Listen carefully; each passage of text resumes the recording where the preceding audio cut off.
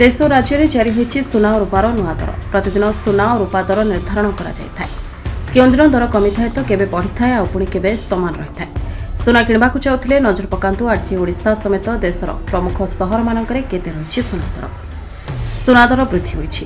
भारतीय बजार में 24 क्यारेट सुना 98,890 टंका रही। सेहीपरि 22 क्यारेट सुना दर 90,650 टंका रही। सेहीपरि राजधानी भुवनेश्वर में 24 क्यारेट सुना मूल्य 10 ग्राम पिछा 98,890 टंका रहितबा बेले 22 क्यारेट सुनार मूल्य 90,650 टंका को पहुंची। सेहीपरि मुंबई में 24 क्यारेट सुना मूल्य 90,890 टंका और 22 क्यारेट मूल्य 90,650 टंका रही। नुआदिल्ली में 24 क्यारेट 99,040 टंका और 22 क्यारेट 90,800 टंका रही। दक्षिण भारतर प्रमुख सहर चेन्नई में 24 क्यारेट मूल्य 98,890 टंका थिबा बेले 22 क्यारेट मूल्य 90,650 टंका रही।